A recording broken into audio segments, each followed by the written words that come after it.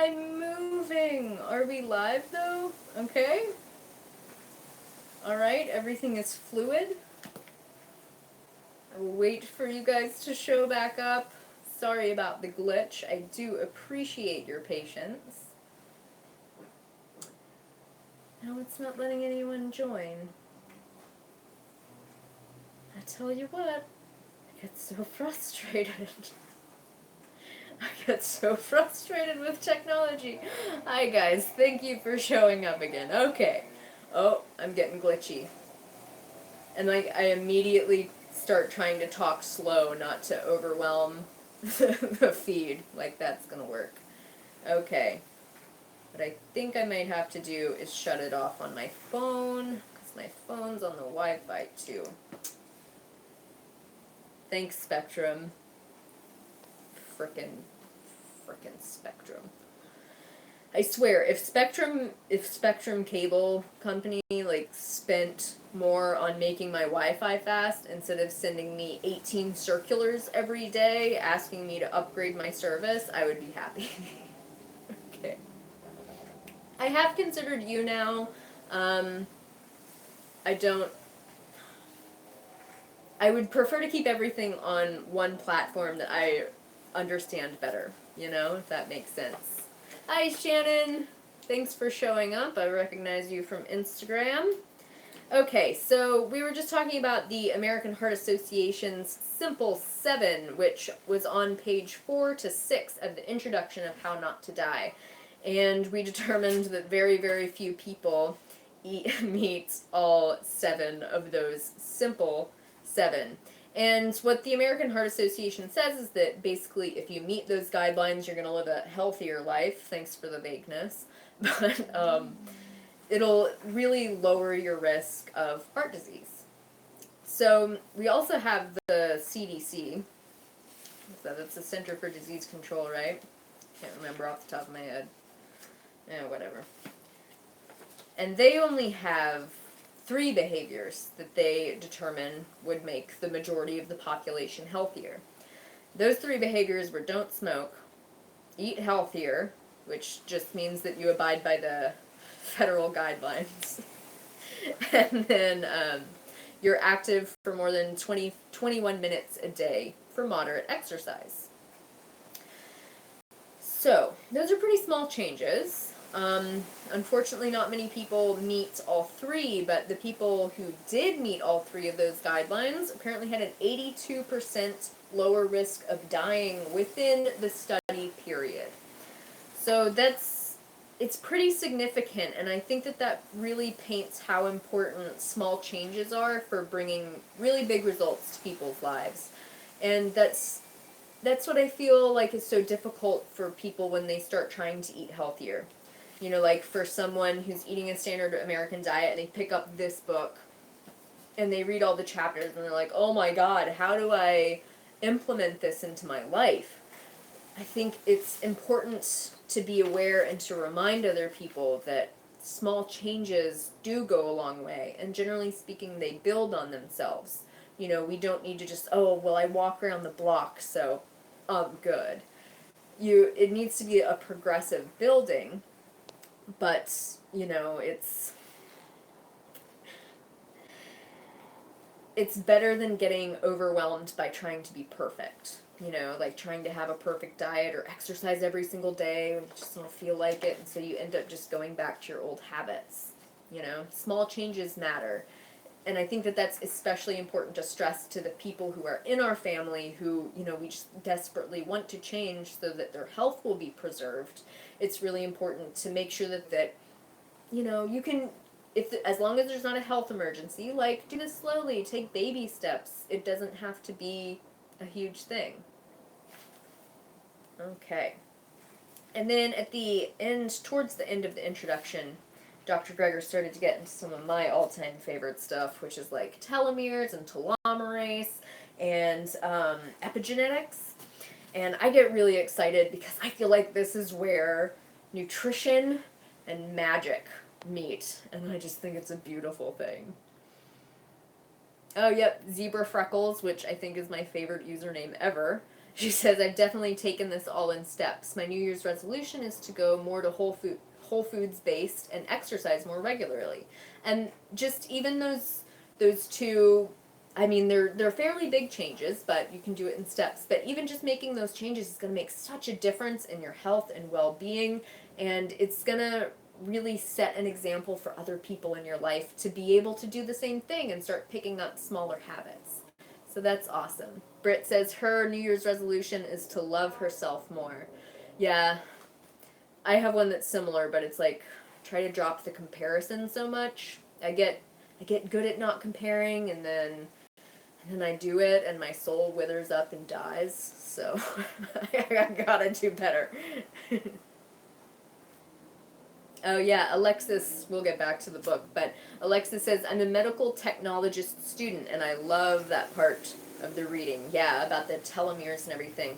And I know someone said earlier that they found it really interesting when he talked about that gorgeous tree. It was called, like, what, a missoula? Missoula? No, missoula's not right. Can't remember which page it was on. Telomeres! I know I underlined the crap out of it. Where did it go? Yeah, but, yeah, there it is. Methuselah. That's the name of the oldest tree in the world. Yeah, there you go, Britt. Thank you. Everybody was telling me, and I was looking at my book.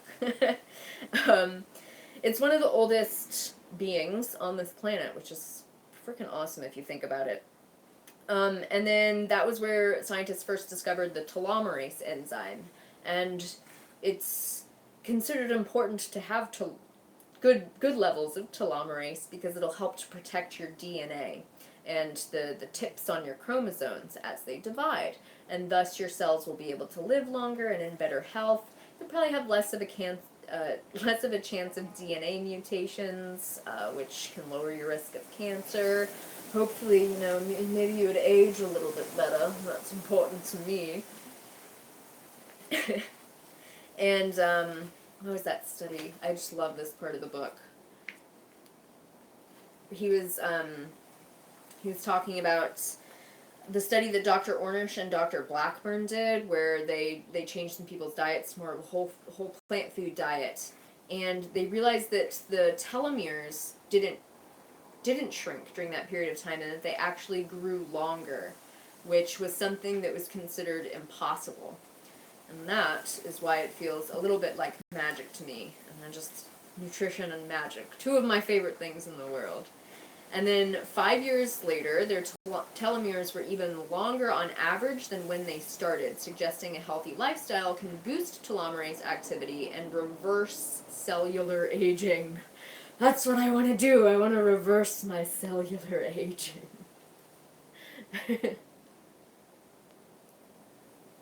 Alright, just checking on your comments, right? Alright. I think the tree is named after a biblical figure, but I haven't read the Bible enough to know. Sorry. But yeah, Fiona says, can we possibly be 500 years old and feel like we're 50 in the future if we eat a plant-based diet? In theory, I assume that there will be other things that build up in our system that cause problems, Like, something's gonna get you. I hear so many people, they just throw it out. They're like, oh yeah, humans are meant to live until they're 300. And I'm like, maybe.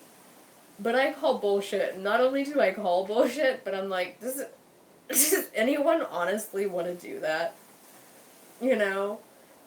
I feel like it's pretty much guaranteed that by the time you're 70 or 80, it's like, you look like a wizened prune. Do you really want to stick around for like 200 more years after that? I don't know. Maybe I'm just like super vain, but... Yeah, Britt, that was really interesting. Britt says, I thought that it was crazy about how smoking gives you a 50% higher risk of aging because of the telomeres. Yeah. Carrie, this is a little off topic. Carrie says, do you own makeup? Yes, I own makeup. I'm wearing a tiny bit of powder right now and a little bit of concealer on a couple healing spots that I have. Okay. Yeah, 5X Disney fan says that she would only want to live to be 300 if everyone else did too. Yeah, that would, watch all those movies about people who can live forever and it just ends up being super sad because everybody you love keeps sad stuff. Alright. Yeah, Sarah says, no, my grandma is 97 and she's not happy. And again, we can talk about lifespan versus health span, and certainly if we were living to be 300, I would hope that our health span would at least be like 297 years. But, Alright.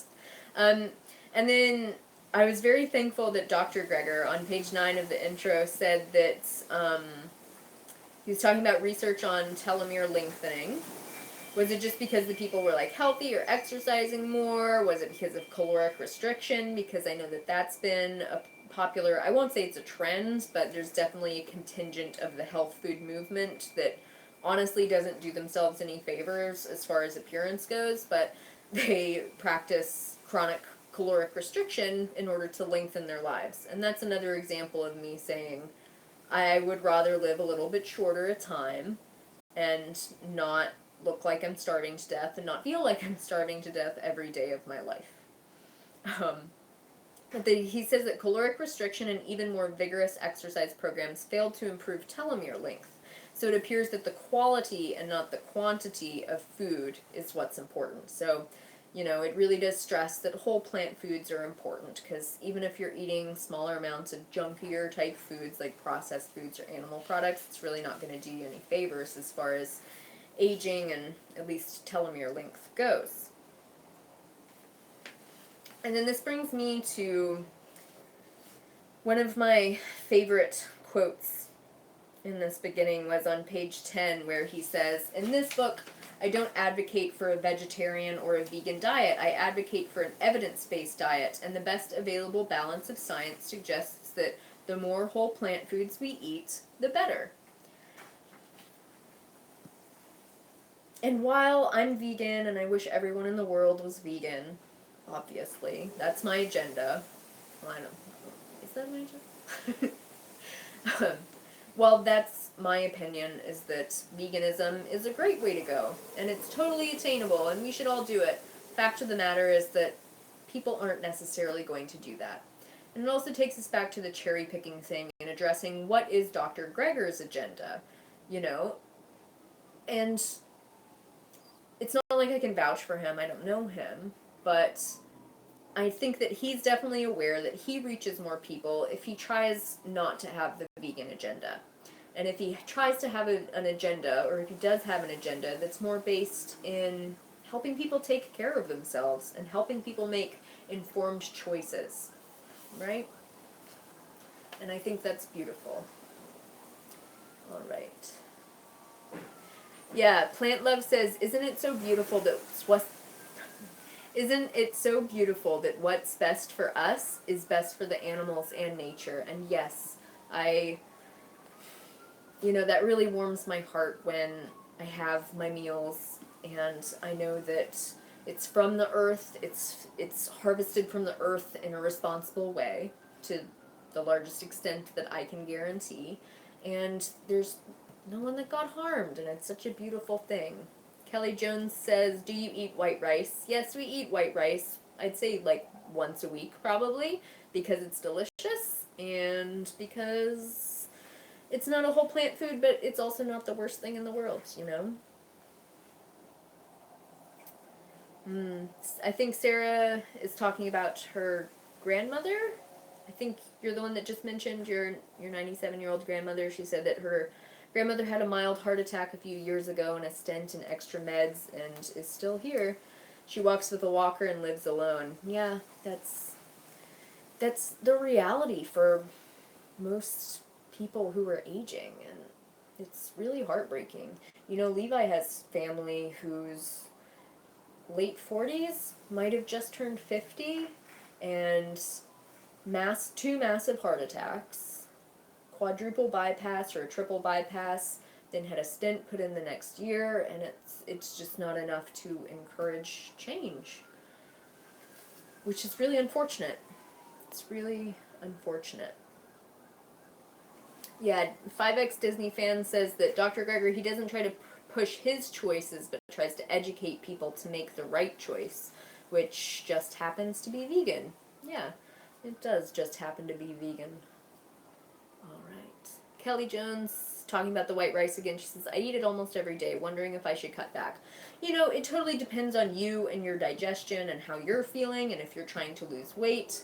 If you're having sluggish digestion, or you are trying to lose weight, or you're worried about things like nutrient intake, because brown rice is higher in nutrients, as well as fiber.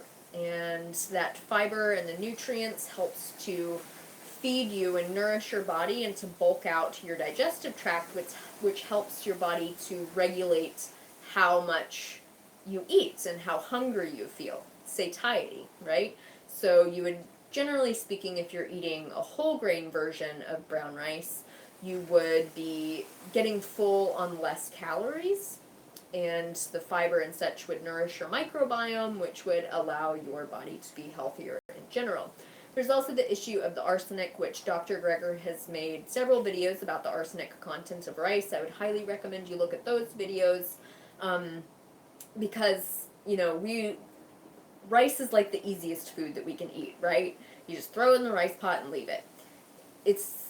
The taste, I feel like, is a little bit more benign than some other whole grains, and it lasts for a couple of days. It doesn't get super weird texture if you store it right. And so for us, it's the easiest grain, but we have been cutting back to try to cut back on the arsenic and such. Okay. Okay, so we're still on the intro. I'm going to try to stay focused, you guys. I didn't want this to go on forever. So we were just talking about telomeres and telomerase, and then he was getting into talking a lot about genetics and what's genetic. All right, Plant Love, I hope you sleep well. I know it's very late in Europe. I am impressed that you showed up anyway. So who here has been told, well, I can't do anything about it. It's just genetics. I've been told about 1,001 times, and it just kind of breaks my heart every single time I hear this, because, you know, people almost seem relieved. They're like, oh, it's just all in genetics, you know, I'm just gonna die a horrible death from breast cancer and probably have a double mastectomy and chemo and radiation. It's just genetics, whatever, and I'm gonna have a Snickers. You know, I've seen it quoted as less. I've seen some people, some plant-based doctors who have said that like 2% of diseases or like 2% of breast cancer is purely genetic, you know, like really couldn't have been avoided, right? But Dr. Greger says, what did he say? It's like 10 to 20% of disease is not genetic. Oh, I didn't write it down.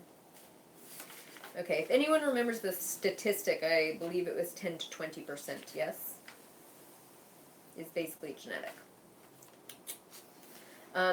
So that means that we do have a lot of control over disease progression and whether or not we will develop diseases. And that brings us into the epigenetics, which epigenetics is basically how your environment is communicating with your genes. And that determines a lot about which genes are being turned on or off. And since we have so many genes, but within each cell, they don't express inside every single cell. It's very specific to the part of body, and diet and lifestyle has apparently a huge impact on how genes express themselves. Things like the foods that you choose to eat, you know, whole plant foods versus animal-based foods has a big, big effect on what genes are expressed. Things like getting enough sleep, you know, chronic sleep deprivation or even one night of sleep deprivation can have an effect on your genetics, which, you know, don't freak out, especially if you're up at like midnight in London right now watching this. Don't freak out. You will be okay. But it's the overall lifestyle patterns are so important to how our genes are able to express themselves or not and control whether or not certain genes turn on or off. And, okay, I dropped my pen. No, I really dropped it. I need my pen pointer. Comforts me. Okay. And he also mentioned something about broccoli sprouts. Something about 3 hours after eating a cup of broccoli sprouts, the enzyme that cancers use to help silence our defenses is suppressed in your bloodstream to an extent equal to or greater than chemotherapy, which is specifically designed for that purpose and without the toxic side effects. And while I certainly don't believe that everyone needs to go out and consume 10 cups of broccoli sprouts every single day after reading that, it's like, it kind of just makes sense. Like, I'm gonna eat broccoli sprouts sometimes, right? Like, that's kind of just a good idea. Or, you know, if, God forbid, you are diagnosed, get a cancer diagnosis, like, start eating broccoli sprouts. It's definitely not going to hurt. It is definitely not going to hurt. And it's also really inexpensive. You know, I buy my broccoli sprouts for $20 a pound, and that sounds expensive, but it lasts frickin' forever, and so it ends up costing me somewhere around, I don't know, 10 or 15 cents every time I sprout a big jar of broccoli, which ends up lasting me a couple of days. And sprouting is super easy. I'm planning to do a video sometime in the future about sprouting and how I sprout, but it's so easy. You just soak the sprouts, soak the seeds for about 8 hours, dump off the water, make sure that it's, you know, that there's no standing water in the bottom, and then you just let them sit, rinsing with fresh water 2 to 3 times a day, rinse and drain, 2 to 3 times a day, and they'll start growing little tails, and then they'll come out, and they'll get leaves. I did read in here that broccoli sprouts, they have the highest levels of sulforaphane, which I believe is the cancer-suppressing enzyme. 24 hours after you pour off that first batch of soak water, 48 hours. Did I just say 24? It's 48 hours after you pour off that first batch of soap water. That's when the sulforaphane content spikes, apparently. I don't necessarily like eating them then, so I'm still trying to decide, like, do I force myself to eat something that's, like, still a little crunchy and weird, or do I let it grow and maybe have lower sulforaphane? I don't know. Anyway, so that will about sum it up for the introduction. Does anybody else have anything that they want to add for the intro? Oh, and I did want to ask, I had it right here to ask and I forgot. I would love to know what you guys are thinking about, genetically speaking, like, what are your weak links? Where is your family's weak links? You know, what diseases have your grandparents, your great-grandparents, or your parents been dealing with that is of concern to you? I know for me, my maternal grandmother, she died when she was 48 from colon cancer. And so I grew up and was, like, horribly constipated my whole life until I started eating a vegan, plant-based diet. And so my thought is that that's definitely going to be a genetic weak spot for me, yeah? So, oh, you guys are so amazing. You know, you're onto it. Look at this. Redheaded Princess has bladder cancer and heart attacks, yeah. And so if bladder cancer is one of your weak links, I feel like it might be really important to know about that arsenic in the rice to try to limit your exposure to arsenic because it's so tied to bladder cancer, yeah? Amber says her heart, my dad and granddad died in their 50s of cardiac arrest. Dang. That's early, you know? But it's like Levi has it in his family too, 50s. And they started dropping from diseases. All right. Depression, heart disease, and kidney disease from Grace Shepherd. Yeah. Oh, wow, you guys are amazing. You know. My mom has high blood pressure now too, Amber says. Lucy says, I have some breast cancer and a lot of depression. Yeah, autoimmunity for Kelly. That's a big one. And autoimmunity is really affected by diet, and especially gut health. KTRXS says diabetes, kidney failure, and cancer. Yeah, I got a lot of cancers in my family, especially my mom's side of the family. That's it's worrisome, you know. Got some joints are a weak link. Yeah, that's definitely a quality of life thing too, you know. Diabetes, breast cancer, ovarian cancer, and heart disease. Yeah. Women in my family have a lot of reproductive problems. My grandmother died from breast cancer. My mom had a hysterectomy at 28 and menopause at 35. Yeah. You know, my maternal aunt, she had uterine cancer, and my mom had a hysterectomy when she was, I think, 45 or 48 too. It's crazy, yeah. Got Alzheimer's. Yeah, brain diseases are a big worry. Alzheimer's, Crohn's, heart disease, fibromyalgia, RA, colon cancer. Yeah, BP and the stroke that put my mom in the nursing home. Yeah. Dementia. Catherine, brown rice does have arsenic in it. Yeah, it doesn't matter if it's brown or white. It has about equal levels of arsenic, but definitely watch Dr. Greger's several videos on the topic so you can learn how to avoid that. Yeah. Yeah, we got some thyroid weak spots, heart attack. Yeah. Gosh. See, and this is the thing, like, we always know. You can talk to anyone and be like, oh, yeah, you know, diabetes. And they'll be like, oh, yeah, I got, you know, 5 family members who have diabetes, and that's what my dad died of. Or, oh, you know, you ask people nowadays about their family, and it's just like this laundry list of issues. Hold on. Levi's trying to call me twice. And it's like, it's pickup day for the girls, so I just want to make sure that everything's okay. Hold on 1 second. I appreciate it. Appreciate your patience. I'm on a live stream.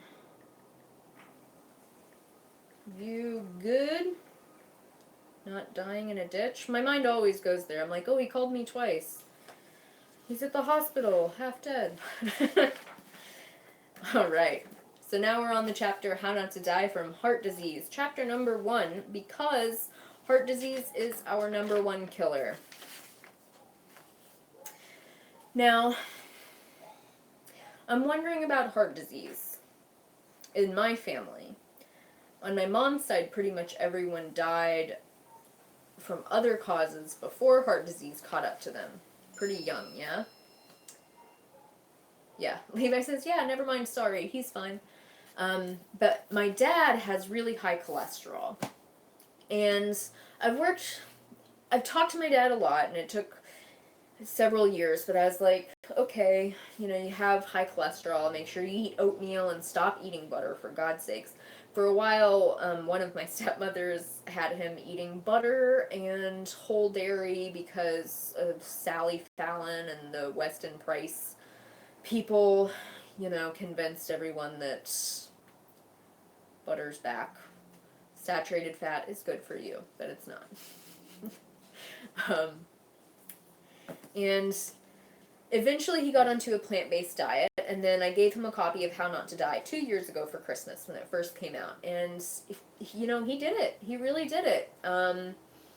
There were a few times that he'd call me and be like, oh, well, you know, I slipped up, I ate some chicken or something. And I'm like, Dad, you don't owe me an explanation. You owe your arteries an explanation.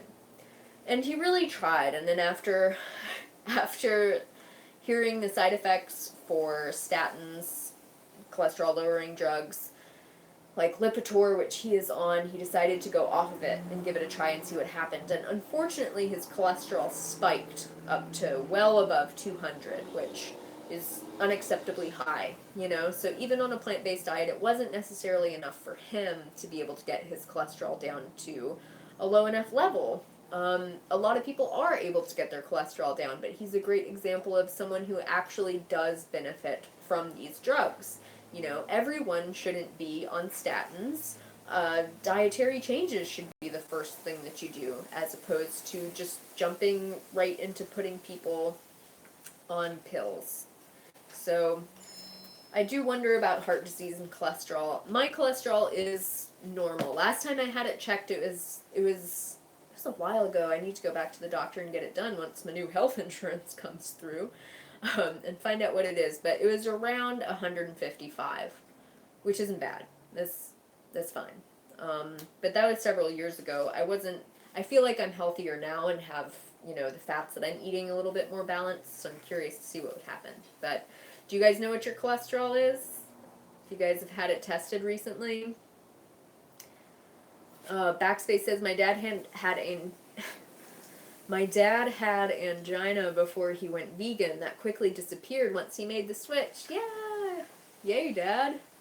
Can we eat a little bit of plant-based oil if it makes us eat the veggies? You know, if you're dealing with severe heart disease and that's like a problem for you that you're trying to deal with, doctors like Caldwell Esselstyn, who's a cardiologist, he says no oils. Like, you have to go off the oils. I don't like oils. I don't think they're palatable. I prefer to season my veggies with other things.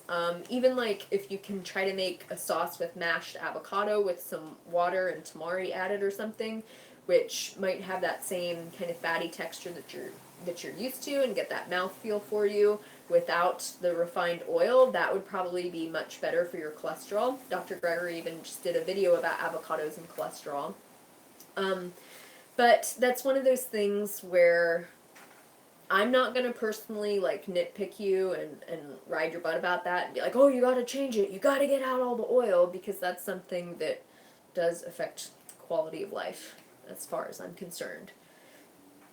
Woohoo! Kelly's total cholesterol is 146. And in the Framingham heart study, Framingham, that's considered heart attack proof because no cardiac events were ever recorded with under 150 milligrams per deciliter cholesterol, total cholesterol. And I do believe that is in How Not to Die. He mentioned it on page 22. Yeah, right? Oh, that's just about optimal. Well, that's where he talks about it. Anyway, yeah. So, with cholesterol, well, first of all, let's back up. Thundell says, my cholesterol dropped to 130 from 200. Lots of oil included. Yeah, it is a little bit personalized, but 130 is quite low.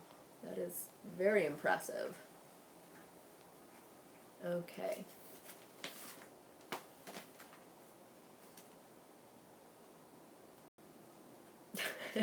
My cat is sitting on me, otherwise I would check my latest results. Fair choice. So, some cardiologists say that the most important thing about heart disease, and heart disease specifically, is when the arteries on your heart, the arteries that actually feed your heart oxygenated blood, get clogged with atherosclerotic plaque. Gotta slow down on my talking or I'm gonna choke on my words. So that can cause heart attack, where your heart doesn't get oxygenated blood and the heart cells actually start to die. That's what a heart attack is. Now, cardiac arrest is a little bit different. Cardiac arrest is usually associated with either heart or valve deformations, with shock, or some kind of trauma, or drug use, yeah? So, blocked arteries, they happen body-wide, but with heart disease, it's specifically, generally speaking, about the heart, right? The arteries, coronal artery, I know it's one of them, on the heart that feed your heart, right? What I found so interesting, and like, it was this page 21, heart disease starts in childhood. Oh, Cass says her cholesterol is 129. Woohoo! Wow, you guys are onto it. I gotta get mine checked and share with you guys. Heart disease starts in childhood, and this just made me want to like parade around with this page to everyone.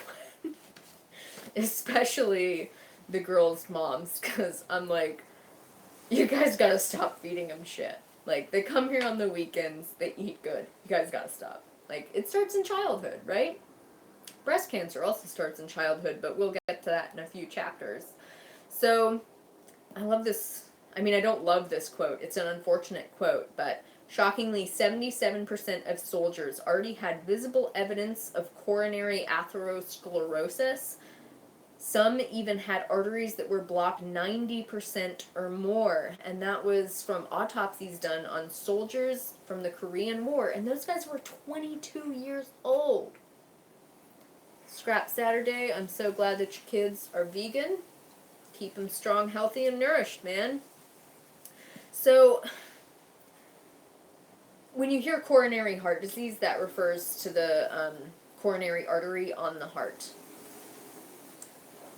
So that's what it means when, you have a coronary. The other quote that was really scary that I posted on Instagram and quoted it, man, was all American children by age 10 start to show the frickin' fatty streaks that are associated with the early signs of atherosclerosis. So it's like 10 years old. Yeah, Cass. 10 years old, And then you go even further, and you look and you see that atherosclerosis may even start before birth. So we're talking about, like, fetuses with pre-heart disease. And I just want to hold that up to every single mom that I meet. It's like, I love my kids. And it's like, you're clogging your kids' arteries. You're clogging your... Alexis, she's talking about her husband in the army, and they have to eat these MREs, which are the meal replacement units or something. And they are disgusting. A lot of the times they're just made out of pure trans fat. It's freaking awful. I was looking at some of them for our emergency stores of food, and I was like, nope, I don't care what happened. I'm not eating that. Like, I would rather starve.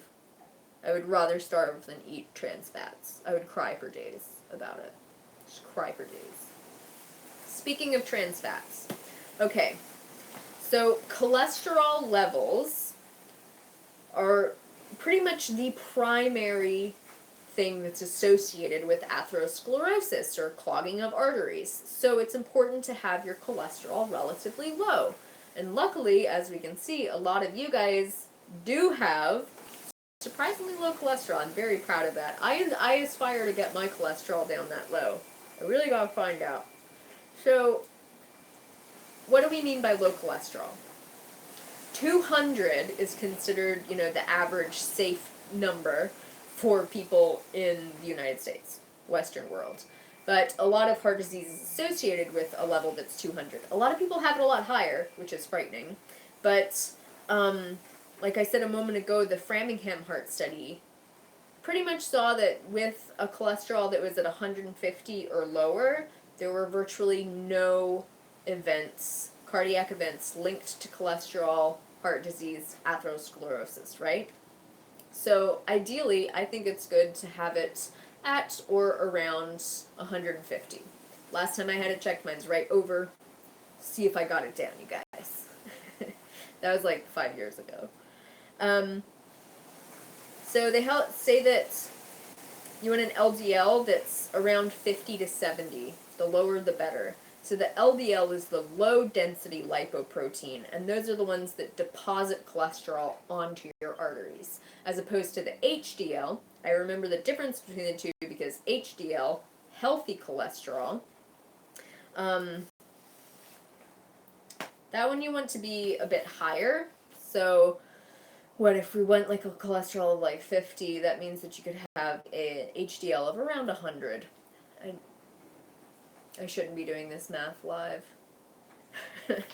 I don't think he specified what you want your HDL to be. But your HDL can be higher because the HDL is the higher density lipoprotein that actually picks up the cholesterol from your artery walls and helps to clean those arteries out. And that is why you probably saw a little bit on fish oil. On this page, it was page 20, and I was so... fish oil and omega-3s are important for heart health because they help to tamp down inflammation, and we'll get to more on inflammation in just a minute. But, you know, a lot of the studies on fish oil have been very mixed back and forth. There's been a lot of industry funding because fish oil industry is now in the billions of dollars per year.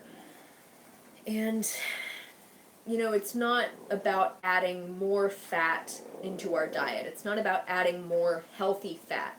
It's about getting rid of the bad fats, which we'll get to in just a second. And then once you get rid of the bad fats, you naturally have a higher ratio of the healthy fats, right? So it's not about adding more and making sure that you're getting more of the omega-3s or the fish oil fats. It's about making sure, you know, certainly you need enough, but it's about making sure that your balance is solid, right? And if you didn't read that part on the fish oil, I highly recommend it. Although that is one of the things that he gets called out for cherry picking. But it's like, yeah, you should pick through the industry-funded studies, no?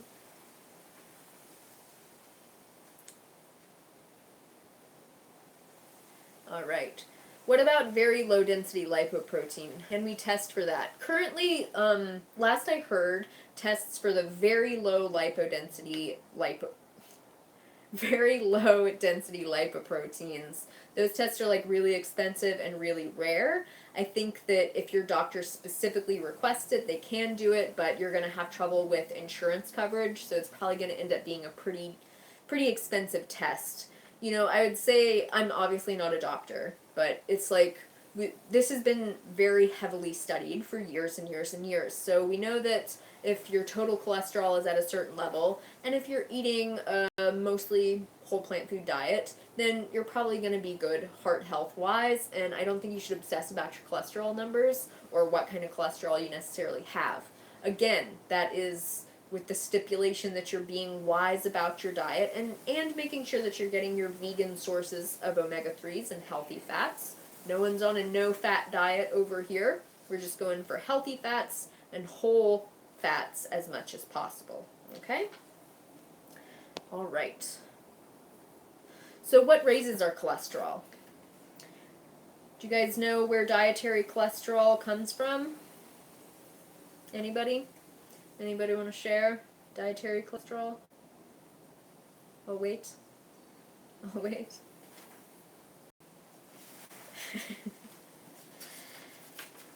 Yeah, Lindsay, you got it. Yeah. So dietary cholesterol is pretty much exclusively from animal foods. Oh, Britt, you're making me laugh. Yeah, dietary cholesterol pretty much just from animal foods. So if we eliminate animal foods from our diets, yeah, see, you guys got it. If we eliminate animal products from our diet, we pretty much eliminate our exposure to dietary cholesterol. Now, dietary cholesterol is not the main cause of high cholesterol in the body, interestingly enough. Does anybody know where vegans get their cholesterol from?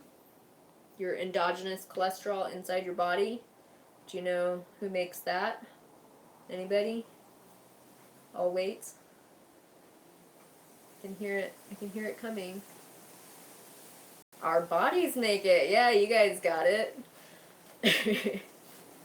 So your liver makes your cholesterol.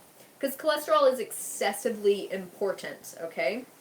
Cholesterol, it's the basis of the building blocks of everything in your body. Every single cell, the cell membrane, is based in cholesterol, so it's incredibly important.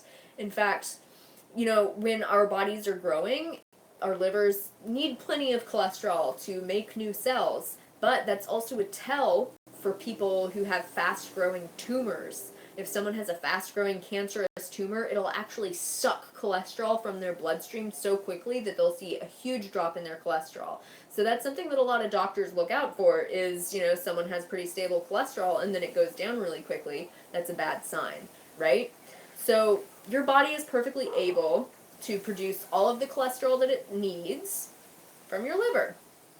So we don't have to worry about eating cholesterol. That's a big argument for a lot of paleo people or people who promote eating meat. It's like, oh, well, we need cholesterol for our cell membranes, and so we don't look super old, and so we can make hormones, because a lot of hormones are made from cholesterol too. And yes, that's absolutely true, but we have livers, so that's great. We just have livers. So the other thing that makes our cholesterol go up is saturated fat. Now, does anybody know where we get saturated fat from? Anybody? Anybody? Saturated fat. I'll wait. Yes, animal products are pretty darn high in saturated fat. You know, that's, lol, animals, yeah. So, like, I am currently covered in saturated fat because my body saturates its own fat. Like, you know, this bit, all this, saturated fat. When we eat animal products and we get that saturated fat, the saturated fat stimulates our liver to produce more cholesterol, probably in a way to get rid of it. Probably as a way to get rid of it. But we can also get saturated fat from plant foods. And that is why some vegans can have higher cholesterol, because they're eating really saturated fat-packed plant foods. Does anybody know what foods are the highest in saturated fat on a vegan diet? Are avocados high in saturated fat? Yeah, coconuts, coconut oil. The other really bad one is palm oil. Frickin' palm oil. It's very high in saturated fat. So you get those, like, a lot of processed foods use the palm oil. You end up with high levels of saturated fat in your vegan diet. Okay. Does avocado contain saturated fat? I didn't think it had too much if it does have any. Oh, don't worry, Spectrum Cable. We'll wait. Yeah. So,